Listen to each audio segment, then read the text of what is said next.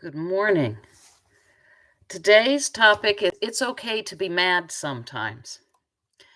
There is a myth in our society that a Christian can't get mad. We're supposed to turn the other cheek. But the Bible never says that we aren't allowed to be angry. Look at the Psalms. Quite a few of them are screaming at God for all the injustices in the world and in their lives.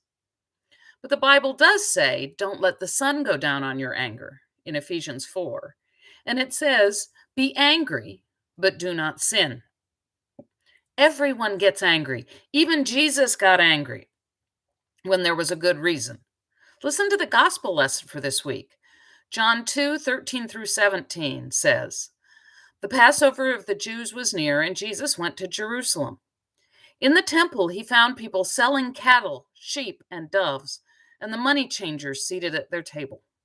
Making a whip of cords, he drove all of them out of the temple with the sheep and the cattle. He also poured out all the coins of the money changers and overturned their tables. He told those who were selling the doves, take these things out of here. Stop making my Father's house a marketplace. And his disciples remembered that it was written, zeal for your house will consume me. So the question isn't whether or not, as Christians, we can get angry, but what we do with it. Don't let the sun go down on your anger means that our relationships are more important than any perceived slight. If you are angry with a friend or a family member, don't hold on to it and stew until it festers. Go talk to them. Try to work things out. If you are angry with some social or systemic problems, then it's okay to be angry and do something about it. Now, I'm not suggesting you make a whip out of cords and go after the politicians that support unjust laws. You are not Jesus. But you can write letters, or peacefully protest, or vote for the person that you think will try to do better. Yesterday was the 21st anniversary of Mr.Rogers' death. For those who don't know, he was a Presbyterian minister who felt his call was to ensure that every child knew that they were a beloved and precious child of God. Remembering Mr. Rogers made me think that he had some good theological advice for dealing with our anger, righteous or otherwise. So I'm going to share with you a couple of poems from one of my favorite ministers, Mr. Rogers. The first one is called, What Do You Do with the Mad That You Feel? What do you do with the mad that you feel when you feel so mad you could bite?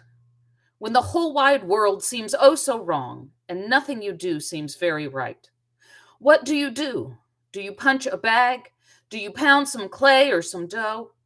Do you round up your friends for a game of tag or see how fast you can go? It's great to be able to stop when you've planned a thing that is wrong and to be able to do something else instead. And think of this song. I can stop when I want to. I can stop when I wish. I can stop anytime. And what a good feeling to feel like this. And to know that that feeling is really mine. Know that there's something deep inside that helps us become what we can. For a girl someday will be a woman, and a boy can someday be a man. Now, in closing, I will share a verse from his poem, Sometimes People Are Good, the verse that deals with being angry. Sometimes people get mad, and they feel like being bad. But the very same people who are mad sometimes are the very same people who are glad sometimes. It's funny, but it's true. It's the same, isn't it, for me? And sometimes people are good, and they do just what they should. But the very some people who are good sometimes are the very same people who are bad sometimes. It's funny, but it's true. It's the same, isn't it, for me? Isn't it the same for you? Have a blessed week.